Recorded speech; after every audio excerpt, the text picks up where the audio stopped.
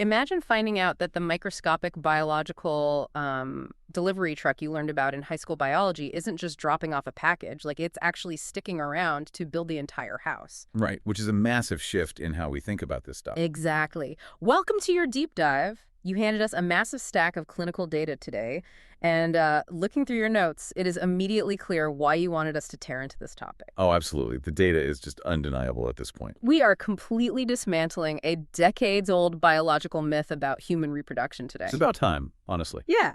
So whether you are actively navigating the world of fertility yourself or, you just have a deep appreciation for the hidden complexities of human biology, or even if you just have a frustration with incomplete medical narratives, this stack of sources is going to give you some serious aha moments. There are a lot of those in this research. We are looking at everything from a cutting-edge 2025 study in Nature Communications all the way to real-world clinical data from the Berkeley Center for Reproductive Wellness.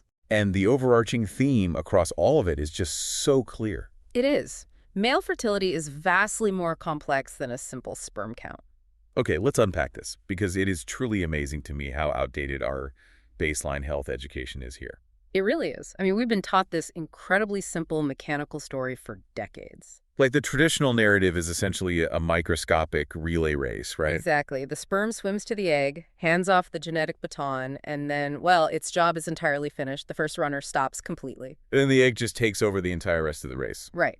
But the sources you provided show that we are undergoing a massive paradigm shift right now. We are moving entirely away from viewing sperm simply as a passive delivery vehicle. Like a tiny biological Uber just dropping off half the chromosomes. Yeah, that Uber analogy is exactly what we used to think.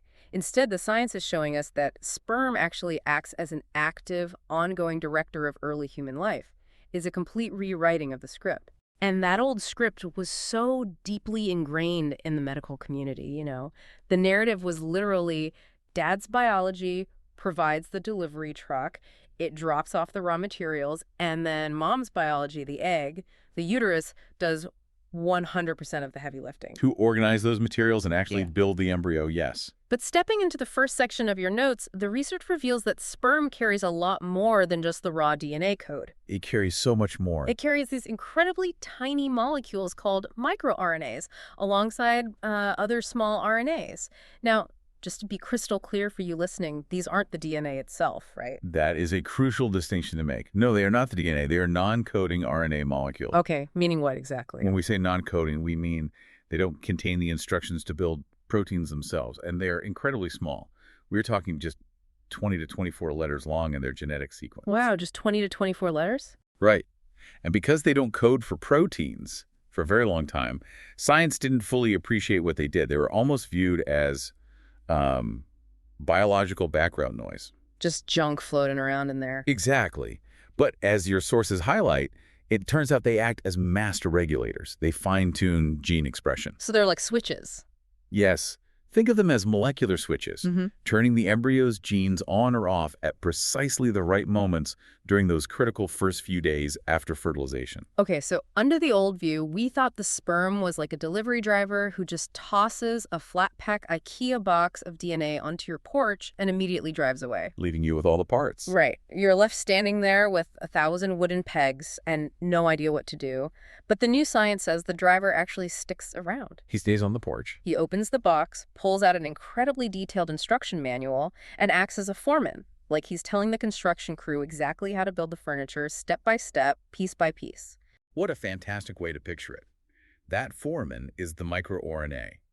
Without that foreman, the raw materials, the DNA inside the box, might not assemble correctly. Because the instructions aren't being read right. Exactly.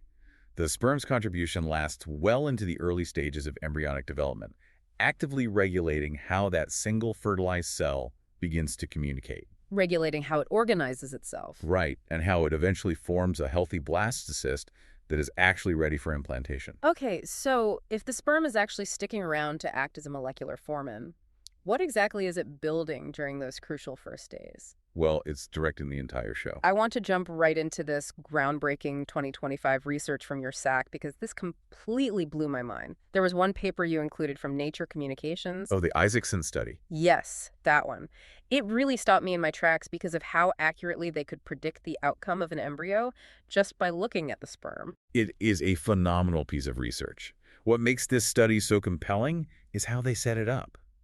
The researchers analyzed sperm from couples who were actively undergoing in vitro fertilization, or IVF. Which makes sense, since you can actually see what's happening. Exactly. IVF is the perfect environment for this because it allows scientists to observe the embryonic development outside the body in real time. So what were they looking for in the sperm? Just the DNA? No, they weren't just looking at the raw DNA. They were specifically hunting for those molecular formin, the sperm-borne microRNAs. And they made a striking discovery. Okay, what was it? They found that specific microRNAs, specifically ones named HACLet7G and HACMR30, they act as the ultimate molecular coaches. Wait, HACLet7J and HACMR30. Yes, those specific ones. And the presence of these specific coaches actually predicts the future of the embryo, like days down the line. With massive accuracy. Yeah. When men had higher levels of these specific microRNAs in their sperm, it strongly predicted better embryo development. Yeah. It predicted higher fertilization rates and ultimately stronger pregnancy outcomes. But how accurate are we talking? The statistical accuracy here, what they call the area under the curve, or AUC, was greater than 0.8, which in biological predictive modeling is essentially a slam dunk. So over 80% accuracy. Basically, yes. It means the presence of these microRNAs is a highly reliable signal for distinguishing between a good outcome and a poor one. That is wild. It's like looking at the coaching staff before the season starts and knowing with 80% certainty if the team is going to make it to the championships. That's a great way to put it. And building on that sports analogy, the study also found that high levels of a different type of RNA, ribosomal small RNAs, were linked to poorer embryo quality. Oh, really? Yeah, so it's not just about having a coaching staff. It's about having the right kind of molecular coaches on the field. If you have the wrong personnel directing the plays, the embryo struggles to develop. Yeah. Okay, but I have to push back here, though. Because if these microRNAs are so critical for regulating cell-to-cell communication, and if they are literally the alarm clocks waking up the embryo's genes in the first few days, why does the entire medical focus almost exclusively shift to the mother and the egg the literal second fertilization happens? That is the million-dollar question, isn't it?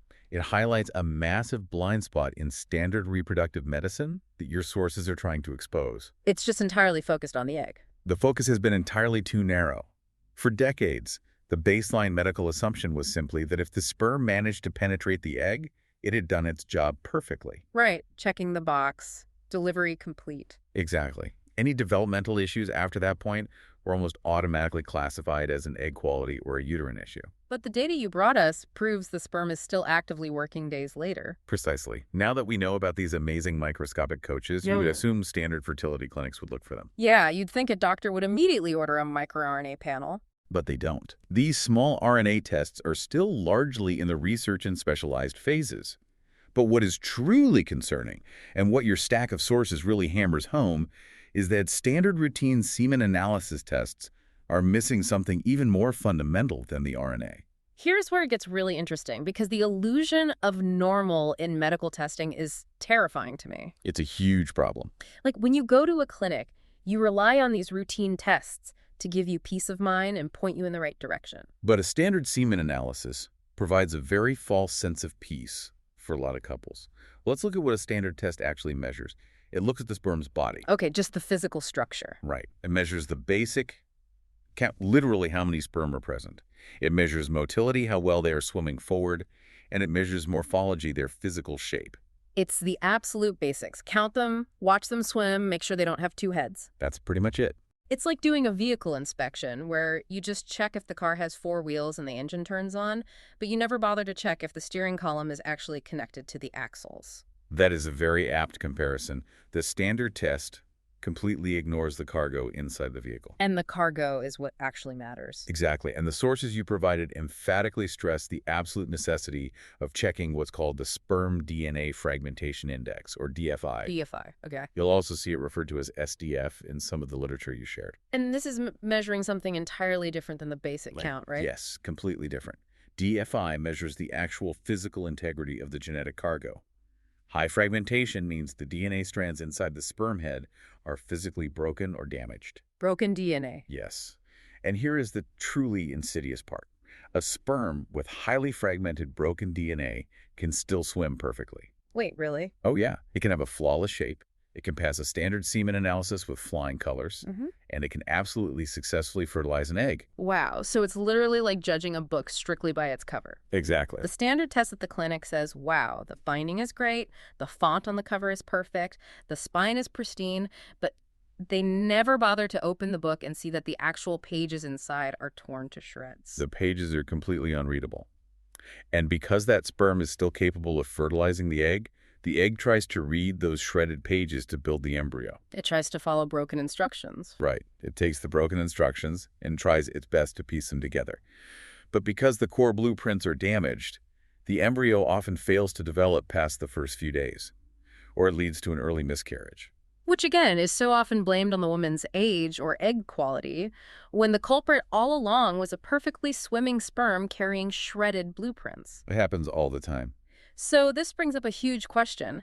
If a standard test won't catch this, who exactly is walking around with this torn-up cargo? Looking through the demographic data in your notes, there is a very specific age-related cliff edge that emerges. The paternal age factor is undeniable in this data. When you look at the studies you provided across all these different groups, whether they tested men in their 30s or men over 45, every single researcher hit the exact same mechanism of decline. And what is that mechanism?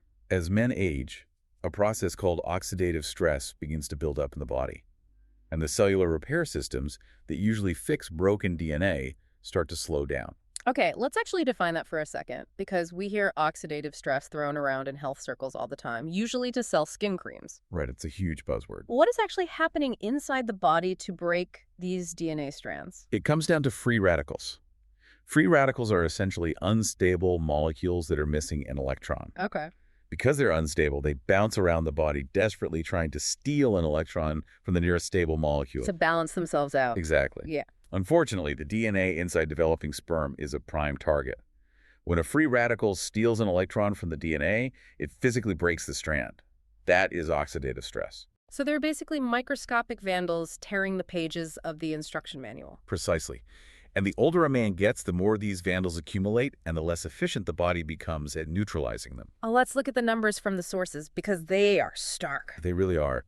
One of the papers in your stack, the Shi et al. Study from 2025 in Frontiers in Aging, demonstrated that men over 40 have a marked jump in their DNA fragmentation index. A huge jump. And there was another one, Albani et al. From 2019. Yes, the Albani study. They stratified men into different age brackets and found a significantly higher baseline of damage in the 39 to 51 age group. With a lot more samples exceeding that critical 30% threshold of damage, right? Correct. And then the Donati study from 2023 showed men 45 and older were sitting at an average DFI of nearly 29%. Wow. Which directly led to lower quality blastocysts in IVF settings. So it's a clear pattern. It is. Across the board, all these clinical reviews, including the Agarwal 2020 expert consensus, point to a specific red flag age where doctors should absolutely be looking beyond routine testing. And that red flag age is 38 and older. Yes, 38. Okay, I have to ask you to contextualize this for us. We constantly hear about the biological clock for women. It's a massive cultural trope at this point. Oh, inescapable. But based on all these studies you brought us, male fertility is incredibly age-sensitive too.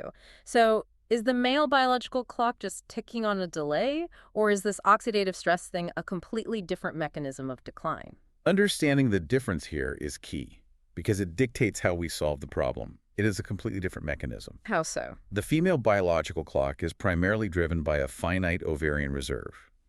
Women are born with a specific number of eggs in a vault, so to speak. Right, it's a fixed pool of resources. Over time, that vault depletes, and the genetic quality of the remaining eggs can decline simply due to age and time spent in the vault. but men produce new sperm constantly. Like a whole new batch. Yes. The body generates a completely new batch roughly every 70 to 90 days. So they aren't running out of the raw material. Okay, so what's the problem then? The male biological clock is driven by the environment that the new sperm is being produced in. Think of it like a factory. The factory. No. The factory is still capable of making brand new parts every day. But as a man ages, the factory floor becomes toxic and rusty. Ah, so the parts are new, but they get ruined anyway. Exactly. The parts being produced are brand new, but they get damaged by the rust on the floor before they even leave the building. But here is the critical difference and the incredibly good news for you listening. Unlike the depletion of a fixed vault of eggs, which cannot be reversed, a toxic factory floor can be cleaned up, right? It absolutely can. The high DNA fragmentation in aging men is actually a highly treatable condition. It is entirely actionable, and getting a DFI test uses the exact same physical sample as a regular semen analysis, doesn't it? It does. You don't need a separate or invasive procedure. The lab simply takes part of that existing sample and uses specialized methods. Your notes mentioned a few of these methods, ICSI, Punal, or Comet. Yes, those are just different diagnostic tools the labs use. For example, with a Tunel assay, they basically tag the broken ends of the DNA with a fluorescent dye. So it actually lights up. Exactly. When they look at it under a microscope, the more the sperm head glows, the more fragmented the DNA inside is. And the results come back as a simple percentage. Lower is obviously better. Your sources note that a result above 20 to 30% is the clinical red flag. Right, that's the danger zone. But once you have that number, what do you actually do? Well, elevated DFI can often be aggressively addressed through targeted lifestyle changes, introducing powerful antioxidants, or even minor surgical interventions like a varicocele repair. What's a varicocele? A varicocele is an enlarged vein in the scrotum that essentially acts like a space heater. It causes overheating and massive oxidative stress. Fixing that can dramatically lower fragmentation. Wow, just by removing the heat source. Exactly. And if those interventions don't lower the number enough, advanced IVF techniques can be used by embryologists to manually select the individual sperm with the least amount of DNA damage.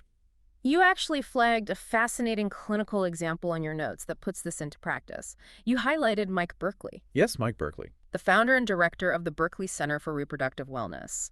According to the data you provided from his clinic, they have achieved a 90% success rate in reducing elevated sperm DNA fragmentation. A 90% success rate in a clinical setting is remarkable, especially when you consider how devastating fragmented DNA can be to early embryo development. It really is. And you even dropped their contact info in the file, which is an amazing resource to include. That's 212-685-0985 and www.berkeleycenter.com.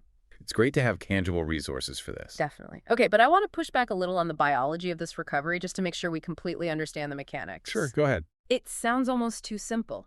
After all this incredibly complex molecular biology we just talked about, with RNA coaches acting as foremen and genetics being shredded by free radicals, how do relatively simple interventions like antioxidants actually go in and repair this microscopic cargo? That's a fair question. Like, are the antioxidants swimming in there with microscopic tape, fixing the shredded pages? I love that image, but no, the antioxidants aren't the ones applying the tape.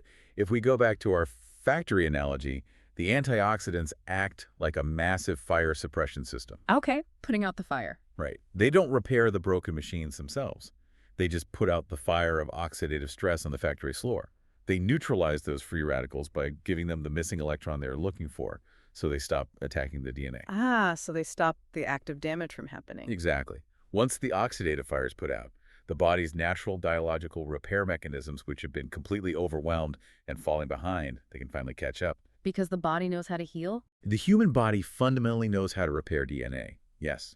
It just can't do it when it's constantly under attack. By changing the environment, you allow the body to heal the sperm during that 70 to 90-day production cycle. So the very next batch of sperm that comes off the assembly line 3 months later has pristine, readable pages. Yeah, that is exactly how it works. That is incredibly empowering. It shifts this entire topic from feeling completely overwhelmed by dense molecular biology to feeling like you actually have mechanical control over the outcome. And that is the ultimate goal of understanding this science. Knowledge is most valuable when you understand the how and why, so you can actually apply it. So, to synthesize this massive stack of research for you today, we have traveled so far beyond the old simplistic sperm count mindset. We really have. We now know that sperm is not just a passive delivery driver tossing a box on the porch. It carries the genetic blueprint, yes, but it also delivers those microscopic microRNA foramen that actively direct the building of the early embryo. And crucially, we know that standard tests are completely missing the shredded pages inside the book. Which is terrifying, but fixable. Right. If you or a partner are 38 or older, insisting on the complete picture demanding a DNA fragmentation test and asking your clinic about emerging small RNA profiling could save you immense time, money, and emotional heartbreak. It changes the entire conversation you have with your medical team. You stop asking, is the count normal, and start demanding to know, is the cargo intact? You hit the nail on the head. But before we wrap up today, looking at the holistic picture of everything you shared with us, this raises one final, provocative question that I think we all need to ponder. Oh, I love these. Hit me. We've established that sperm carries these incredibly precise, non-coding microRNA instruction manuals that actively direct early human life. They turn genes on and off. But we also know that environmental factors, oxidative stress, toxic factory floors, can dramatically alter sperm health. So the question is, how much do our daily habits, our chronic stress levels, our modern diets, our exposure to environmental toxins actually rewrite those RNA instruction manuals before conception even happens? Oh, wow. If microRNAs are the coaches telling the embryo how to grow, what kind of hidden molecular legacy are men unknowingly passing down to the next generation based entirely on how they lived the 3 months prior to conception? That changes everything about how we view preconception health. It's not just about passing on the static DNA you were born with. It's about passing on the active molecular summary of your current lifestyle. That is a heavy but incredibly important thought to leave on. Next time you picture that tiny delivery truck dropping off its cargo, remember, the driver isn't just dropping a box. He's staying to build the house, and he's bringing the tools he sorts from your daily habits. Thank you so much for providing these sources and joining us on this deep dive into the true complexity of human biology. Keep questioning the basics, keep asking for the full picture, and we will catch you on the next one.